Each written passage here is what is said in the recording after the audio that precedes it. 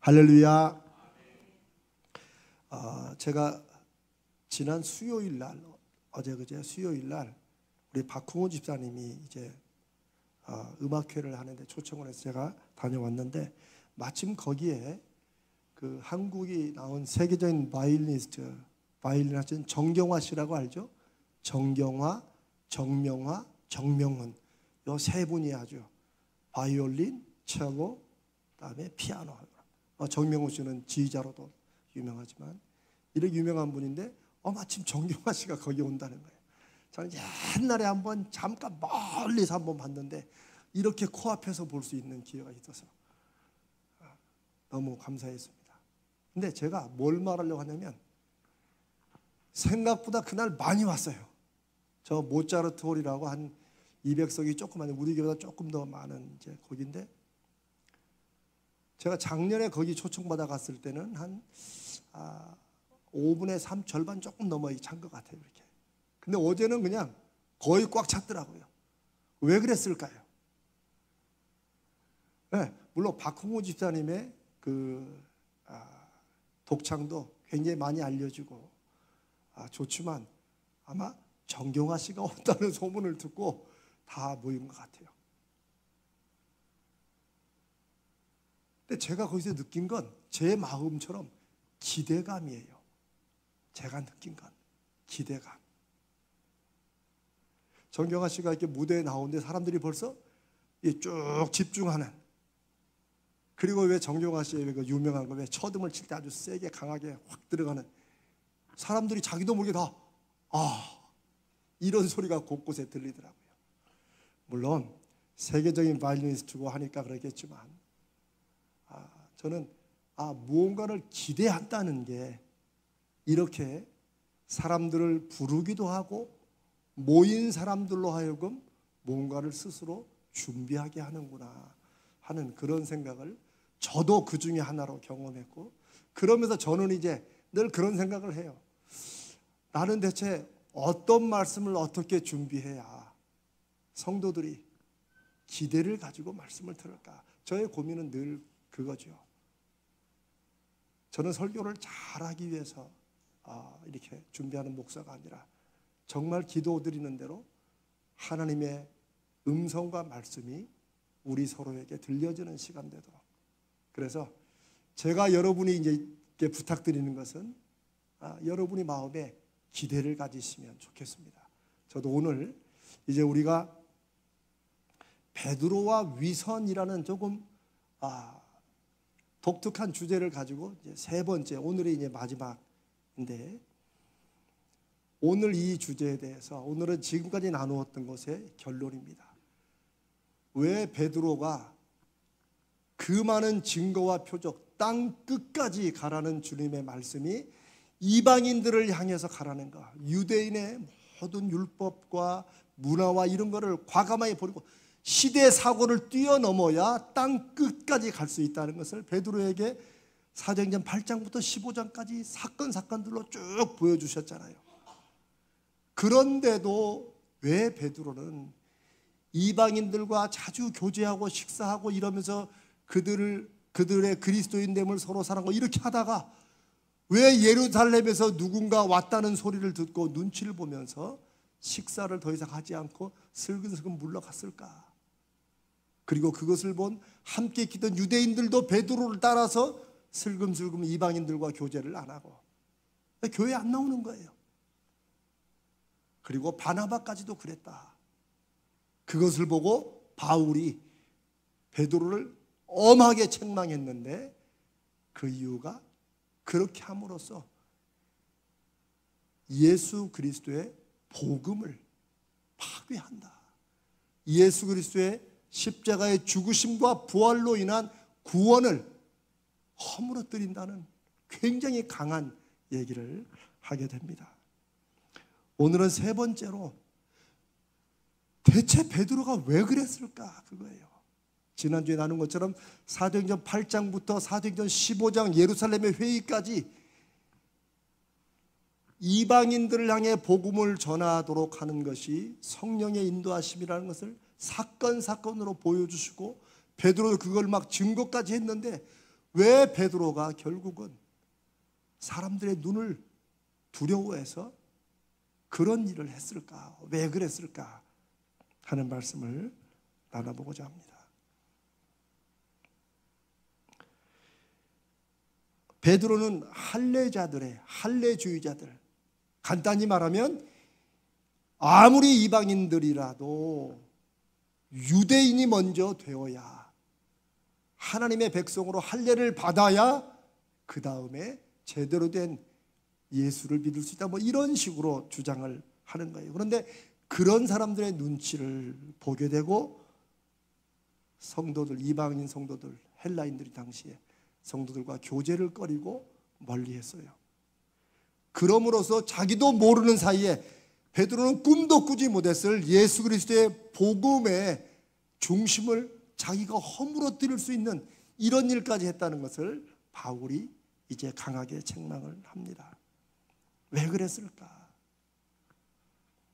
그런데 저는 여러분과 이 말씀을 세 번째 나누면서 저에게 깨닫게 하시는 하나님의 은혜가 더 큰 것 같아요.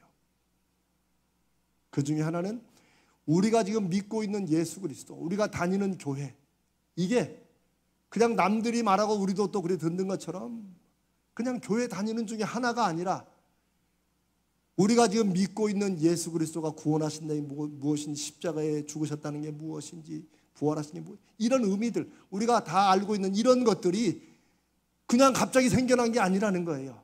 바로 우리가 지금 3주째 나누고 있는 이런 베드로와 바울 사이에 이런 강력한 부딪힘과 이런 것으로 사도 바울이 복음의 핵심을 붙잡으려고 하는 이런 노력과 당시의 교회를 무너뜨리고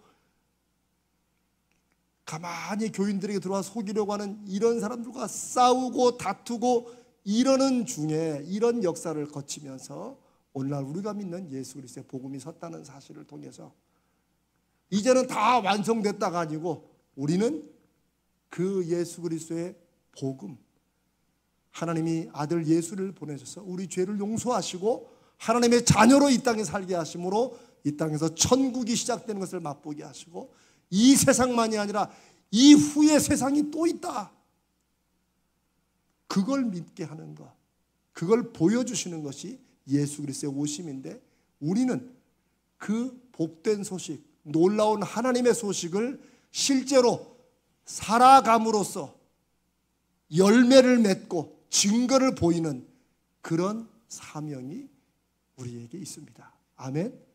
그게 복음이 완성된 시대 이후로 모든 성도들에게 있는 사명이에요. 여러분들이 아멘하고 들으니까 하나님 앞에 감사하지만 요즘에 이런 말 하면 재미없어 합니다. 그러나 재미가 있건 없건 저는 우리 가자제일교회에서 사역을 하면서 가장 많이 와닿는, 제 마음속에 많이 결심하는 게 이 세상으로 전부가 아니라는 거예요. 그건 여러분들을 겁주려는 말이 아니에요. 그건 희망의 말이에요. 이 세상에서 우리가 바라고 원하는 대로 다 되지 않을 때가 있어요. 그것 때문에 실망하고 낙심하고 좌절한 사람들은 심하게는 스스로 목숨을 끊어요. 얼마나 많습니까? 샘대 같은 젊은이들이, 청소년들이 이게 세상에 뭔가 잘못되지 않았어요. 누군가 이 세상에서 누군가는 그렇게 죽는다고 모든 게 다 끝나고 해결되는 게 아니라는 거, 그것을 교리가 아니라 우리의 삶의 확신으로, 우리가 살면서 미약하고 연약하나마 경험하는 믿음의 열매로 그들에게 증거하고 나눠야 됩니다. 그게 특별히 저와 여러분이 살고 하고 있는 이 시대에 우리의 사명이라고 믿습니다. 물론 베드로 본인은 이방인들, 여러분 제가 이방인들 할 때마다 유대인들은 얼마나 이방인들과 교제하는 것을 끔찍하게 여기는지를 알아야 돼요. 여러분들이 만나고 같이 하기를 제일 끔찍해하는 사람들을 떠올리면 그거 곱하기 100 정도 하시면 될 거예요. 개, 돼지로 얘기했어요. 그러나 베드로는 그런 이방인들과 함께, 이방인들이 예수 믿고 그리스도인이 된 후에 그들과 식탁 교제하고 믿음을 나누는데 전혀 거리낌이 없었어요. 베드로 자신은. 그랬는데 야고보가 보낸 파견단이 안디옥에 도착하고 그들이 이렇게 뭔가를 이렇게 좀 하기 시작했는지 모르지만 베드로는 자신의 평상시 신앙관을 강력하게 지키지 못하고 이방인들과 슬금슬금 교제를 끊기 시작했다고 그랬어요. 물론 이제 이런 베드로의 이런 좀 이중적인 태도를 바울 사도는 외식, 위선이라고 예수님이 당시에 바리새인들과 서기관들에게 사용했던 엄청난 말씀, 위선, 외식 이런 단어를 써서 베드로를 게바라고 원래 이름으로 부르면서 강하게 질책하죠. 그런데 베드로를 조금 옹호해 보자면 베드로가 왜 그랬을까 가장 좋게 생각해 본다면 베드로도 소위 말하는 성경의 예루살렘 교회에 거기서부터 복음이 시작되었죠. 거기서부터 증거되기 시작했죠. 예루살렘 교회의 기둥들이라고 불리는 사람 중에 한 사람이었어요. 사도들, 그 중에 베드로가.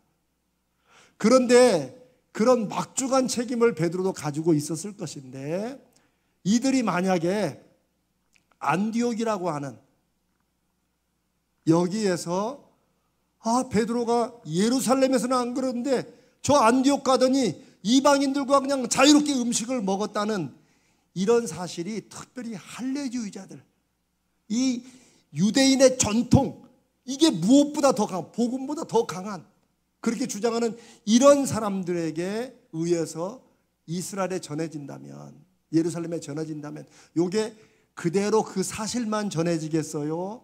아니면 몇십 배 불려져 가지고 전해지겠어요? 아니, 최소한 불려지겠어요? 그대로 가겠어요? 불려지죠. 그러니까 1세기나 2000년 지난 지금이나 사람들은 좋은 것은 줄여. 관심도 없어. 아니 뭐 그랬다 그러더라고. 이렇게 가고. 부정적인 것은 세상에 말이야 눈이 몇 배나 커져. 왜요? 사람이 죄성 때문에 그래요. 그러니까 베드로는 그걸 알았을 거예요. 자기 자신은 아니지만 이런 소문이 잘못 들으면 틀림없이 이방인들에게 전도하는 게 뭔가 큰 문제가 있는 것처럼 이들이 가서 잘못 전하고, 그렇게 해서 자칫하면 유대인들 중에 아직도 무수히 많은 사람들이 예수 그리스도를 안 믿었잖아요. 그렇죠? 그들은 예수를 십자가에 못 박은 사람들 아니에요. 그러니까 자칫하면 예루살렘도 그렇지만 이쪽에 소위 디아스포라, 흩어진 이 이방 지역의 유대인들에게조차도 예수님의 복음이 막힐 수 있다. 헛소문이 잘못 퍼지면 제가 꼭 저를 예로 들지 않아도 되죠. 네. 그것을 베드로가 염려했을 수 있다라고 그렇게 학자들도 얘기합니다. 그런데 그거는 좋게 보는 거예요. 왜냐하면 아무리 의도가 그럴지라도 세상에 흩어진 유대인들에게 예수의 복음이 전해지는 걸 잘못 이렇게 오해돼 가지고 이게 막히는 걸 염려했다고 할지라도 중요한 건 복음이 누구에게 전달되는 게 막히느냐 열리느냐 문제가 아니라 예수의 복음, 예수님의 죽으심과 부활이 제대로 전달되느냐 아니면 엉뚱하게 다른 게 전달되느냐. 여러분 어떤 게 더 중요하고 심각합니까? 이게 유대인들에게 전도할 길이 막히는 게 더 심각한 문제예요? 안 막히고 펑펑 열려고 자유로 막 팍팍 달리는데 이상한 복음이 전해지는 거하고. 그렇죠? 바로 그거예요. 바울이 고민한 게 그거고, 바울이 강하게 질책한 게 그거고, 베드로가 깨닫지 못한 게 바로 그거예요. 충분히 이해할 수 있어요. 지금 막 시작한 이제 복음이 전달되고 뭐 이렇게 한 초기 한 25년 30년쯤 때예요. 20년 25년쯤에 아직 초창기예요. 100년도 안 지났어요. 그러니까 막 이 말씀을 어떻게든 복음을 전하고 살려고 애를 썼을 거예요. 그런데 이 길이 막히는 오해로 막힐까 봐 조심하는 마음은 충분히 이해할 수 있지만, 그러나 오히려 아직 그리스도의 복음, 예수 그리스도가 하신 일, 그것에 대한 정확하고 분명한 내용, 진리가 사람들에게 딱딱딱 확립되지 않은, 아직까지도 입으로 예수님을 만났던 사람들, 사도를 통해서 입으로 전해지는, 그래서 초대 50년 이 사이에는 엉뚱한 일도 많았어요. 예수 그리스도를 자기도 만났다 이거지. 그러니까 막 뿔려.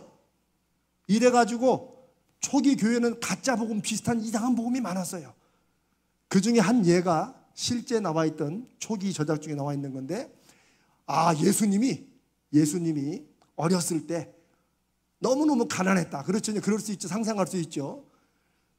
예수님이 가난했는데 동네들이 놀린 거야. 가난뱅이라고. 그때나 지금이나 왕따가 또 있었어요.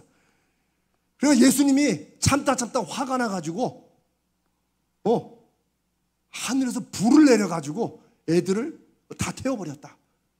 근데 다시는 동네 애들이 예수님한테 까불지 못했다. 사실이겠습니까? 아니겠습니까? 여러분 지금 그런 데 있었다 그런데 사실이겠어요? 아니겠어요? 아니지. 당연히 아니지. 그런데 누구도 증명할 수 없어요. 자기가 만났다는데 나 갈릴리 사람이야 이러고 말하면 다 땡이야. 그런데 제가 사실 아무도 그거를 증명할 수 없다고 말하지만 아니에요. 초기 90년까지는 사도 요한이 야고보의 형제인 사도 요한이 마지막 요한계시록을 쓴 때가 주후 AD 90년이에요. 사도 요한은 예수님을 직접 보았습니까? 안 봤습니까? 봤죠. 가장 가까이서 예수님을 보셨던 사람이죠. 이 요한이 살아있는 한 마지막까지 우리 알려진 12사 중에 가장 마지막까지 살다가 순교하신 분이에요. 그러면 최소한 그런 엉뚱한 말들에 대해서 진위, 가짜 진짜를 판별할 수 있어요? 없어요? 있었다는 거죠. 주후 52년, 56년부터 신약 성경이 기록되기 시작해요. 조금 빠른 것은 편지로, 이제 갈라디아서가 제일 먼저라고 생각하는데 제가 조금 기억이 그래요. 그렇게 쓴 이유가 뭐예요? 다 입으로 전해지는 이런 예수님의 말씀과 예수님의 기적과 행동들에 대해서 입으로만 전달되는데, 거기는 구전 이제 입으로 전해지는 그런 전통이 강했으니까. 근데 이거 가지고는 안 되는 거야. 그리고 사도들이 점점점 돌아가신 거예요. 이제 나이가 순교도 하고. 그러니까는 빨리 그때를 문자로 기록해놔야겠다. 그래서 처음에 사도 바울은 가짜 복음을 들고 나온 할례주의자를 막기 위해서 편지를 쓰기 시작했고, 그 다음에 처음에 마가복음부터 마가복음, 마태, 누가, 요한복음, 이들이 예수 그리스도의 행적과 말씀을 기록하기 시작한 게 그 사복음서예요. 여러분, 이런 내용들은 신학교에서 배우지만 성도들이 아셔야 돼요. 성도들이 아셔야 돼요. 우리가 지금 믿고 우리가 읽고 있는 이 성경이 그냥 세월이 흐르다 보니까 어떻게 뚝 나온 게 아니라는 거예요. 이걸 지키기 위해서 누군가는 목숨을 던졌고, 누군가는 그 시대에 손가락질과 욕설을 받았고, 누군가는 여기에 인생을 던졌다는 거죠. 그리고 우리도 그 믿음으로 함께 살아가면서 우리도 이 시대에 예수 그리스도를 믿는 사람들이라는, 그리스도인이라는 이름에 합당한 사명들이 우리에게도 있다는 것이에요. 그래서 이런 면에서 초기 당시에 아직 믿음에 대한 신앙적인 교리적인 내용이 확정되지 않았을 때 베드로의 이런 행동은 자칫하면 바로 아까 말한 예수님에 대한 엉뚱한 그런 것들이 교회 내에서 이렇게 초기니까 그 사람 갈릴리에서 왔다고 그러더라고. 예수님하고 뭐 50m도 안 떨어져 살았대. 이러면은 점점 신비주의에 가잖아요. 그냥 가짜지. 그런 여전히 거짓 정죄들과 가짜들이 판치는 시대에 베드로의 이런 행동은 아무리 의도가 유대인들에게 복음이 전해지는 것이 막히지 않기 위해서, 오해 사지 않기 위해서 했다고 할지라도 더 중요한 건 뭐예요? 그리스도의 복음이 아무리 예수를 믿어도 할례는 받아야 된다, 유대인이 돼야 된다라고 하는 그 복음이 만약에 베드로로 말미암아 지금까지 왔다면 우리 다 유대인 돼야 돼요. 지금 무슨 말씀인지 알겠어요? 그래서 베드로의 이 한 행동을 바울이 갈라디아서는 나중에 56년에 쓰였으니까 한 30몇 년 후에 이 사건을 기억하고 그 안에 이 바울이 한 일은 뭐예요? 사도 바울이 한 일은 복음을 복음답게 예수님이 하신 일이 무엇인지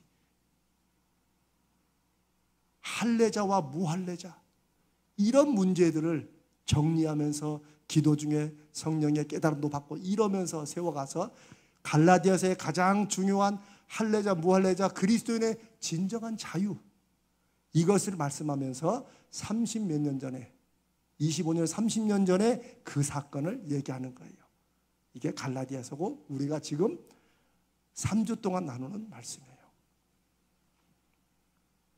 베드로의 이런 행동은 자칫하면 자신의 의도는 아니었지만 잘못된 교리와 잘못된 믿음을 퍼뜨리려는 거짓 형제들의 가짜 주장에 은근히 힘을 실어줄 수도 있다. 왜? 이들이 가가지고 베드로 아니 뭐 다 잘하더라고 이방인들하고 교제도 안 하더라고 이렇게 소문이 퍼지고 전달됐으면 다른 지역의 유대인들도 이방인들과 교제하는 것을 안 하는 것으로 생각하고 그 사람 유대인으로 개종했어? 뭐 이런 것들이 나올 수 있었다는 거죠. 지금 저는 2000년 전 얘기를 하지만 실은 오늘 우리들의 얘기를 하는 거예요. 우리들도 마찬가지라는 거예요. 우리가 뭐 지금 역사에 무슨 뭐 대단한 존재도 아니고 제가 이번 주일날 나누는 말씀이 바로 그 말씀입니다. 역사에서 중요한 인생을 살고 중요한 역할을 하는 것은 그 사람 자체가 중요하고 위대한 인물이라서가 아니라 그 시대의 사람들이 당연하게 생각하는 그 시대의 사고방식을 말씀에 맞추어 과감하게 부딪힐 때 부딪히고 그것을 넘어설 때 하나님께서 그들을 통하여서 그렇게 일하신다는 거예요. 태어날 때부터 유명하고 강력한 사람을 하나님이 태어나게 하셔서 만드시고 그렇다는 게 아니에요. 시대마다 하나님의 사명을 마음속에 아멘으로 깨닫고 발견하는 사람들이 누구든지 그래서 여러분 사사기 시대에 보면은 가장 험악한 시대였지만 사사들도 위대한 일들을 한 사사들이지만 그들을 수시는 뭐예요? 소치는 사람 다양해요. 뭐 공부하고 막 이렇게 해가지고 준비된 사람이 아니에요. 나는 날 때부터 사사다 준비한 사람이 없어요. 삼손은 그렇게 태어났지만 완전히 또 깨박치잖아요. 네, 깨박이란 말 잘 모르시죠? 사랑하는 여러분, 이런 역사가 초대교회에 있어 왔다. 그리고 또 한 가지 중요한 것은 바울은 제가 지금 사도 바울만 막 중요하다고 말하는 게 아니에요. 이게 역사적인 어떤 사실이니까 바울은 예루살렘에서 거짓 형제들의 압력과 비난을 엄청 견뎌냈어요. 바울 사도는 여러분이 이제 갈라디아서, 에베소, 골로새 바울 사도 많잖아요. 서신을 이거 보면은 예수 그리스도로 말미암아 사도된 나 바울은 이런 말을 많이 써요. 편지에다가. 왜 그럴까요? 왜? 그거는 주변 사람들이 하도 쟤 가짜라고 그러니까 성도들에게 나는 예수 그리스도로 말미암아 사도가 된 것이다. 내가 자천했다는 거야. 내가 나를 써주시라고 자천했다는 거야. 그런 말을 많이 써요. 그건 반대로 무슨 말이냐? 바울 사도는 공격을 많이 받았어요. 제가 지난번에도 이미 여러분 아시는 것처럼 바울이라는 사람은 사울인데 이름이 똑같아요. 헬라식과 히브리식이에요. 그런데 이 사람은 예수님 만나기 전에는 정통 유대인으로 잘 나갔어요. 요즘 말하면 특별검사, 전 지역을 다 갈 수 있는 특별검사로 잘 나가던 사람이 예수님을 만나고 믿고 난 다음에 완전히 인간적으로 인생이 바닥을 쳤어요. 자기도 쓰잖아요. 굶고 매 맞고 모욕당하고 죽을 뻔하고 잠도 못 자고 난 이렇게 살았다. 그러나 그럼에도 불구하고 내 안에는 교회를 사랑하는 그 마음이 불릴 듯 일어났다. 그 교회라는 게 뭐예요? 막 교회 세우는 거? 아니에요. 예수 그리스도의 십자가의 죽으심과 부활을 전하고 그것을 믿음으로 받아들이고 나도 이 세상이 살지만 이 세상이 전부가 아니구나. 이 세상에 사는 의미가 사람들이 사는 의미와 다른 무언가가 있구나. 내가 이 땅에서 예수 믿고 살면 죽어도 살고 살아서 믿으면 영원히 죽지 않는구나라는 주님의 말씀을 믿는 사람들, 그 사람들의 모임이 교회예요.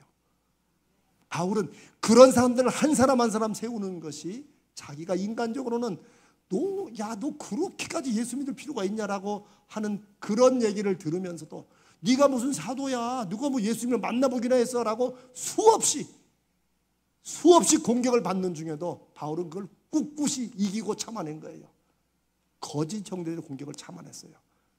그러면서 어떤 학자는 쓰기를 바울도 이랬던 것처럼 베드로도 야고보에게서 온 파견단에 의해서 가해진 압력,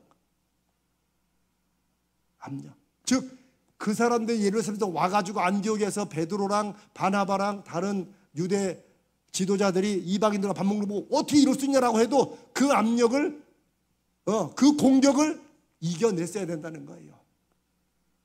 그런데 베드로는 미리 스스로 꼬리를 내리고 아무리 좋은 이유가 있을지라도 그거보다 더 중요한 예수 그리스도의 복음을 분명하게 잡는, 제가 지난주에 말씀드렸죠.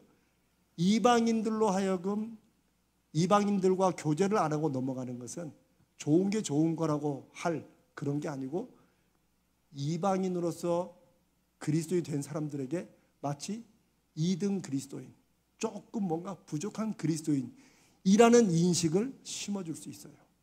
왜? 진짜 하나님이 사랑하시는 그리스도인은 누구라는 거예요? 유대인 그리스도인이고 이방인들은 태생이 그렇잖아. 유대인이 되든지 아니면 좀 밑으로 가든지 이런 식으로 되면 우리는 한 5등, 10등 될 것 같아요. 이런 문제가 일어날 수 있다는 것입니다.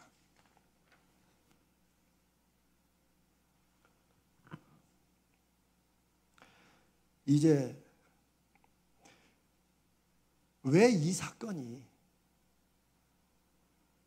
이 3주씩이나 다루면서 오늘 우리에게 중요한가 하는 것을 제가 좀 몇 가지 정리하면서 마치도록 하겠습니다. 제가 조금 전에 바울 사도는 평생 교회를 세우면서 그가 복음을 전하기 위해서 4차, 5차, 6차까지 전도여행을 한 것을 우리가 성경에서 아는데 그게 다 발로 다니고 배 타고 다니고 그러다 죽을 뻔했어요. 그러면서도 무수히 가짜 사도고 거짓말쟁이라고 막 하는 공격과 압력을 이겨낸 것처럼 베드로도 그랬어야 된다. 근데 당연히 이건 베드로만이 아니라 또 누구에게 주신 말씀이에요. 지도자라는 거. 하나님 앞에 누군가를 신앙적으로 영적으로 이끌어야 되고 세워줘야 될 그런 책무를 가진 사람들은 주변의 그런 압력이나 그런 공격이나 이런 것들을 버티고 견뎌낸 책임이 있다는 거예요. 그거는 2000년 전이나 오늘 이 시대의 우리나 똑같다는 것입니다. 그럼 그 지도자가 목사님이나 전사님이나 장로님들이나 뭐 이렇게 말하는 거냐? 아닙니다. 교회에서 세우는 지도자는 우리 1:1 제자훈련 지금 하고 계시죠? 제가 인도들에 말해요. 여러분이 한 영혼을 책임지고 있다는 그런 마음을, 그런 자세를 분명히 가져야 된다. 그래서 제자훈련이 중요하다는 거예요. 지도자는 어떤 사람이 교회에서 지도자냐? 직분을 가진 사람들, 그게 한국교회가 말하는 지도자예요. 그것도 지도자이지만 더 중요한 예수님이 세우시는 지도자는 누구예요? 성령이 역사하는 지도자는 누구예요? 한 영혼을 세우기 위해서 자신의 인생과 모든 것을 줄 수 있는 사람들. 근데 이게 무서운 거예요. 이게 강력한 거예요. 예수님이 한 영혼이 온 천하보다 귀하다고 말씀하신 것을 그대로 받고 속 터지는 게 왜 없겠어요? 답답한 게 왜 없겠어요? 앞에 서면 총알도 화살도 맞아요. 뒤에 서면 적어도 맞지는 않지. 그러나 시대마다 하나님께서 하나님의 사람들을 누군가는 한 영혼을 맡고 어떤 사람을 위해 내 삶을 그리스도의 말씀으로 세워가고 순종하고 이끌어주는 이런 사명을 자신의 인생의 믿음에 가장 중요한 걸로 확신하고 가슴에 그걸 생각하면 이 가슴에 불타는 사람들, 이런 사람들 하나님이 지도자로 세우신다. 이런 사람들을 교회를 이루어가고 세워가는 기둥들로 세우신다고 믿습니다. 저는 이 말씀을 듣는 사랑하는 여러분들이 성령의 은혜로 그런 거룩한 책임이 불타오르시기를 주님의 이름으로 축복합니다. 그러면서 하나님이 어떻게 쓰시는가를 보게 되는 거예요. 부모의 책무는 바로 그런 거예요. 어느 부모가 내 자식 잘 키우고 싶지 않은 부모가 어디 있겠어요. 그러나 예수 믿는 부모는 우리 자녀가 내 새끼를 넘어선 하나님께서 이 땅에 나를 통해 보내셔서 이 영혼을 통해, 이 생명을 통해 하나님의 일하심을 보이도록, 증거하도록 내가 이들을 인도하고 양육한다. 이런 거룩한 책임을 갖는 사람들이 그리스도인 부모라고 믿습니다. 자녀가 잘 되는 거 기도해야 되죠. 그러나 자녀가 잘 되는 것만 기도해가지고는 세상 사람들과 똑같아요. 차이가 없어요. 우리는 하나님이 나에게 맡기신 내 자녀다. 내 거룩한 책임이다. 이런 것이 될 줄로 믿습니다. 그래, 제가 옛날에 제 아내가 우리 처음 결혼하고 제가 지금 생각해도 참 제가 미성숙했어요. 진짜 정말로. 그래, 아내하고 한 번씩 이제 말다툼 하잖아요. 말을 안 들어 아내가. 근데 아내가 말을 안 들어서 힘들었겠어요? 아니지. 내가 세운 내 주장대로 안 따라오니까 말을 한다고 생각한 거지. 세상에 수건 거는 거 가지고 싸웠다니까. 치약 짜는 거 내가 정말 창피하지만 어차피 뭐 하나님 앞에서 다 뭐 이런 간증하면서 목회하라고 세우셨으니까 왜 치약을 중간부터 짜내는 거야. 나는 평생에 그런 사람 처음 봤다니까. 저도 세계 평화나 그런 주제를 가지고 싸울 줄 알았어요. 결혼하면. 그런 게 아니고 수건 걸어 놓는 거, 현관에 들어오면서 신발 삐뚤어지는 거, 양말 좀 제발 벗으면 뱀 허물 벗듯이 그냥 쭉 놓고 가지 말아라. 참. 그래서 제가 그렇게 한번 당하고 나면 이제 제 아내가 잘 때 있잖아요. 제가 머리를 이렇게 붙잡고 십자가 참 못됐죠. 정말 그랬다니까. 내가 주여 이 십자가를. 근데 십자가가 요게 아니고 나죠. 제가 그걸 나중에 깨달았어요. 제가 여러분과 그걸 나누고 싶은 거예요. 왜? 그걸 통해 저의 실패와 부끄러움을 통해서 하나님이 여러분들에게도 하시고 싶은 말씀이 있다고 믿기 때문에. 그래서 우리는 그리스도를 조금씩 닮아가는 거예요. 아직은 부족하지만 그래도 방향은 그쪽을 잡고 가는 거예요. 넘어져도 방향은 그쪽으로 넘어지는 거. 저는 하나님이 그걸 기뻐하신다고 믿습니다. 그래서 제가 그때 깨달은 게 나침반이에요. 그거 다 간증이에요. 여러분, 나침반이 딱 놓으면 딱 한 방에 북쪽 이러면 그거 망가진 거예요. 어떤 거는 막 사방팔방을 흔들다가도 내버려 두면 성령의 은혜로 여기 딱 북쪽을 잡아가죠. 우리의 믿음이 그렇다는 거예요. 베드로도 그랬어야 된다는 거예요. 공격받고 넘어지더라도 그래도 예수 그리스도의 복음의 지향성, 지도자로서의 책무, 내가 중요하다, 이게 전부가 아니라 어떤 일들을 하나님께 맡기고 내가 감당하고 부딪혀야 될 일이 있으면 과감하게 부딪히기도 하고 노라고 말할 수도 있고 안 된다고도 말할 수 있는 이런 지도자들이 있어야 된다는 거예요. 교회가 평안한 교회, 누구도 말을 안 해. 다 뻔히 잘못된 거를 알고 있는데도 불구하고 말을 안 해. 왜? 점잖아서. 이거 막 굳이 내가 말한다고 하면 되나? 저 사람도 한 성깔 하는데 괜히. 교회들마다 다 있어요. 제가 그게 나쁘다 좋다 그걸 말하는 게 아니고 누군가는 교회에 하나님이 세우신 화평, 인간들끼리 으쌰으쌰 세우는 그런 평화 말고 그건 갈등끼리 세력 다툼이죠. 아니에요. 그거 말고 성령 안에서 성령께서 붙잡는 그 평화를 위한다면 어떨 때 그게 깨질 때는 누군가는 나서 말을 해야 된다는 거예요. 목사님 모난돌이 정 맞아요. 저 옛날에 얘기했잖아요. 그 설교 중에. 정 좀 맞아야지. 다 맞추는 게 이게 하나님의 뜻이 아니라는 거예요. 어떤 사람들에게는 과감하게 말하고 나서고 부딪히고 어떨 때 그게 그리스도의 복음의 핵심에 관한 문제일 때는 그래야 된다는 거예요.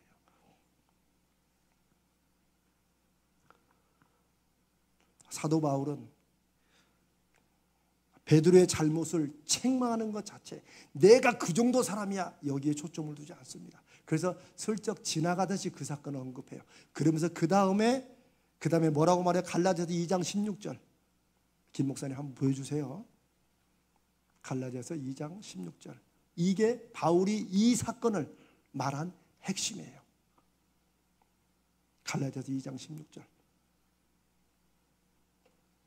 자, 나옵니다.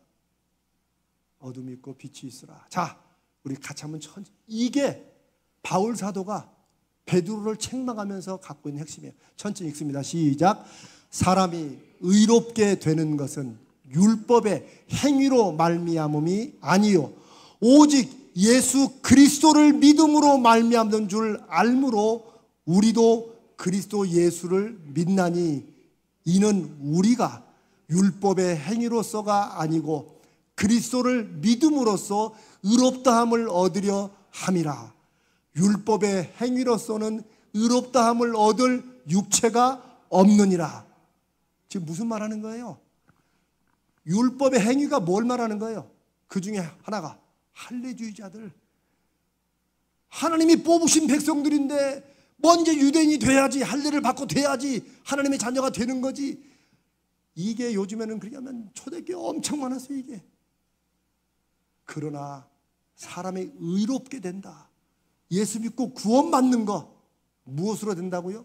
율법의 행위로 되는 게 아니고 오직 예수 그리스도를 믿는 것이다. 그분이 하신 말씀, 그분이 하신 약속, 그리고 그 약속이 진실이라는 것을 증명하시기 위해서 스스로 죽으셨다가 약속하신 대로 말씀대로 3일 만에 살아나신 그분을 아멘하고 하나님의 자녀로, 하나님의 아들로, 나의 믿음의 구세주로 믿을 때 구원받는다는 거예요. 이게 우리는 지금 당연하잖아요. 아이, 목사님 그거 모르는 사람이 어디 있어요? 저게 초대교회 세워질 때는 너무너무 힘들었어요. 아마 사람들이 그랬을 거예요. 아니 누가 예수 믿는 게 안 중요하다고 그래. 중요하다니까. 그래도 우리는 수천 년간 내려온 아브라함의 자손 하나님의 선민 아니냐. 하나님 그 유대인들은 뭐 다 죽여? 뭐 다 아무것도 아니야? 제가 이런 말들 제가 그냥 하는 말이 아니고 지금 바울 서신에 기록된 말씀들이에요. 바울이 그거 계속. 그러면 유대인들의 나음이 무엇이냐? 물론 많이 있다. 그러나 할례 받음으로 하나님의 자녀 되는 것이 아니라 할례는 어디에 받으라고요? 마음에 받아야 된다는 거예요. 그 말을 할 때 유대인들에게 엄청 공격받았을 거예요. 바울은 오직 예수 그리스도의 복음의 핵심을 지킬 때 교회가 바로 선다는 것을 알고 그것을 전하는 것입니다. 그러나 또 한편으로는 베드로처럼 위대한 제자, 위대한 사도도 자기가 속해 있고 오랜 동안 몸과 마음에 깊이 자기도 모르게 체득되어 온 문화적 관습, 그리고 복잡하게 얽혀 있는 당시 예루살렘 교회와 이방 교회들 간에 연결되어 있는 관계들과 인간적인 문제들, 이런 것을 온전히 자유롭지 못하고 거기에 온전히 맞서지 못했다는 거예요. 무슨 말씀인지 아시겠습니까? 아까 말한 베드로, 아까 베드로가 이렇게 했다가는 그 사람들이 또 자기를 오해해가지고 또 유대인들의 복음 전하기 막히고 이런 걸 고민했던 것 자체가, 여러분들이 이제 이런 얘기를 들을 기회가 많지는 않으셨겠지만 이방 교회에 세워진 교회들과 안디옥 교회를 중심으로 예루살렘 교회들과 눈에 보이는 갈등들이 있었겠어요? 없었겠어요? 있습니다. 여러분, 우리 한국에도 지금은 뭐 이제 워낙 개교회주의지만 옛날에는 교파들끼리, 교단들끼리 여러분 의문이 갈등도 있었어요. 그래서 한국에 선교사들이 들어올 때 어느 지역은 북장로교, 어느 지역은 남장로교, 어느 지역은 침례교, 감리교, 이렇게 선교사들이 이렇게 지역을 정해가지고 선교했다는 말 들어보셨어요? 그래서 지역마다 호남 지역은 뭐가 강하고 이런 게 있어요. 지금도. 그거 왜 이렇게 갈랐겠어요? 안 싸우려고. 그 왜 싸워요? 그리스도의 복음만 전하면 돼. 아니야. 다 자기들 소속. 나쁜 건 아니지만 이게 또 중요하기 때문에 지금도 있어요, 그게. 그걸 말하는 거예요. 베드로같이 위대한 사도도, 위대한 제자도, 그 수제자도 자기가 속해 있는 그 인간관계, 여러 가지 사건들과 이런 것들, 문화적 관습들, 이거 벗어나기 쉽지 않다는 거, 이걸 우리도 인정해야 됩니다. 저도 마찬가지고요. 치약 중간에 짜는 게 무슨 뭐 대단한 우리 집안 전통도 아닌데 그거 하나 메어가지고 제가 그냥 한 5년 동안 우리 와이프를 잡았다니까요. 뭐는 그러다 지금은 저도 중간부터 짭니다. 이제 중간부터 짜보니까 편하더라고요. 또 수건은 저도 지금도 똑바로 걸어요. 사랑하는 여러분, 제가 지금 아주 작은 우스운 걸 말하지만 우리 삶에는 우리가 다 나름대로 이것만큼은 아무리 예수 믿어도 이건 아니지 이런 게 있을 수 있어요. 그걸 넘어서야 돼요. 그거를 찾으셔야 돼요. 사람들에게 다 저는 있을 것 같아요. 지금 성경은 우리에게 그걸 말해주는 것입니다. 현실적으로 그걸 넘어서 벗어나는 것이 쉽지 않을 거예요. 베드로도 어려웠는데, 그렇게 많은 증거를 본 베드로도 하늘에서 환상이 내려와 가지고 내가 깨끗게 한 것을 네가 속되다고 하지 마라 3번씩이나 그걸 경험했는데, 고넬료도 경험하고, 그런 베드로인데도 불구하고 그걸 넘어서는 게 쉽지 않았다는 것은 베드로가 그 정도밖에 안 됐다를 말하는 게 아니라 우리 시대에 내가 속해 살아가는 이 시대 속에서 나는 정말 복음을 가지고 복음의 내 모든 생각과 내 살아왔던 인생의 관습과 이런 걸 내가 과감하게 발견되는 대로 바꿀 준비가 되어 있고 그렇게 살고 있느냐를 돌아보게 하신다는 거예요. 그렇지 않으면 머리와 생각으로 믿는 것 따로 실제 내 삶을 움직이고 결정 내리는 나만의 가치관, 생각 따로, 소위 말하는 따로 국밥처럼 신앙생활을 하는 거예요. 그게 한국교회의 가장 큰 문제 중에 하나예요.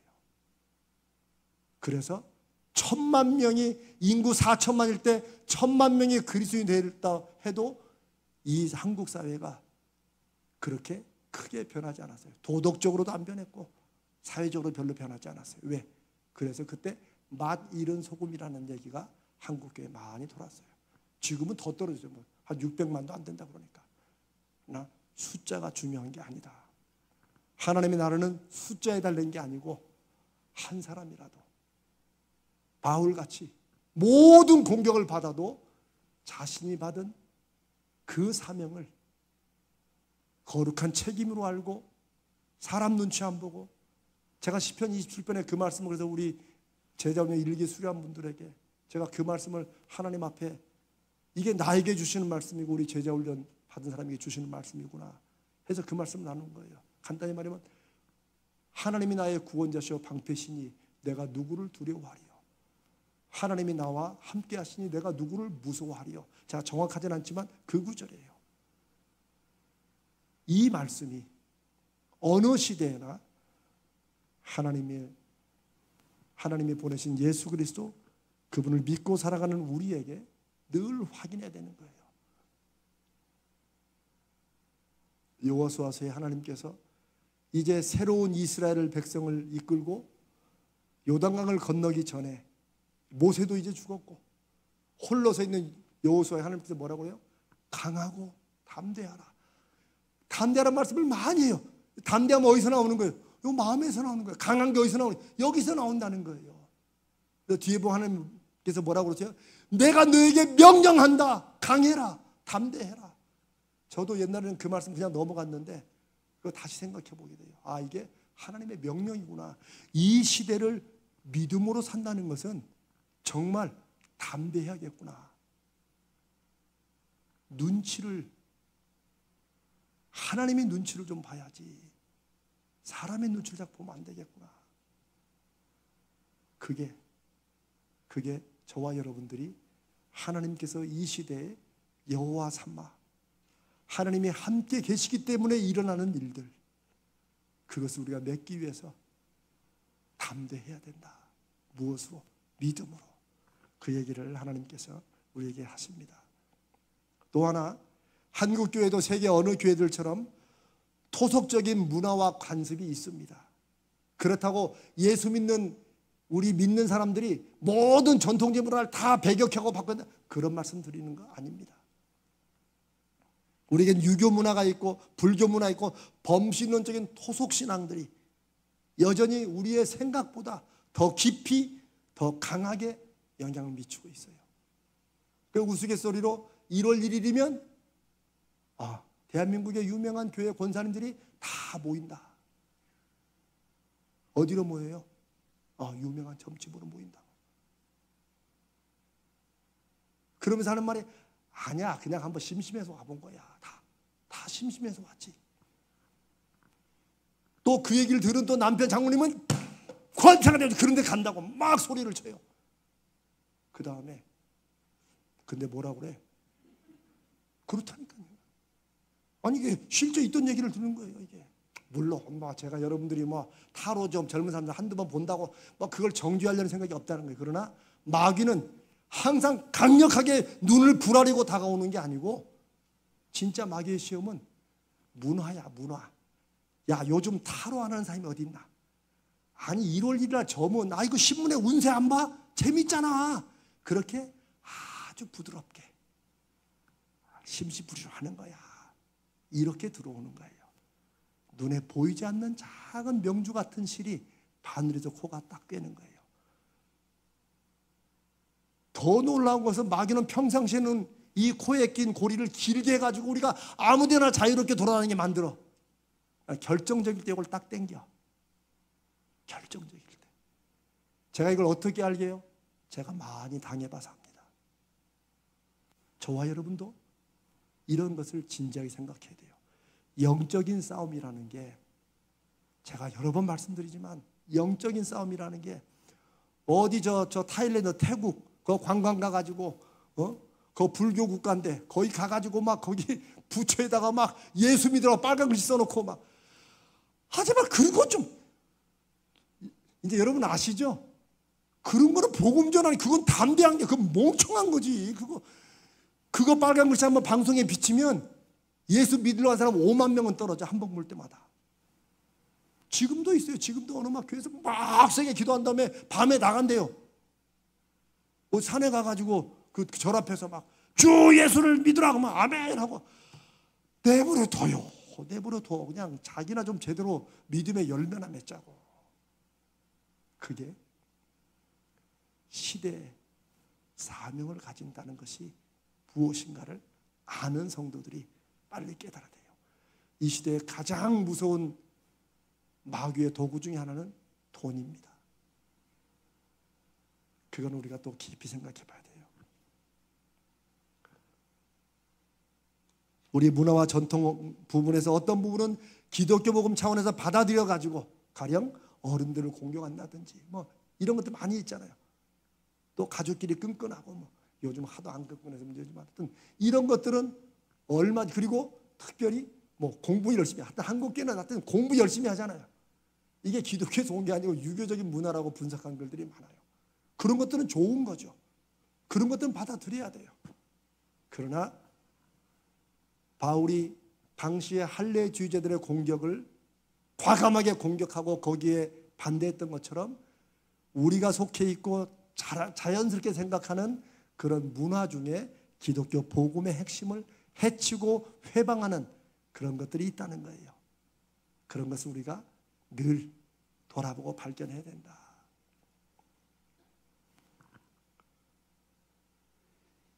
이런 문제에 넘어서지 못하게 하는 가장 큰 장애물은 사실은 문화와 전통 그 자체가 아니라는 거예요. 그 자체가 아니라 문화와 전통을 지키는 것이 마치 하나님의 뜻인 것처럼 또 이게 또 그렇게 돌아가요. 그것이 문제라는 거예요.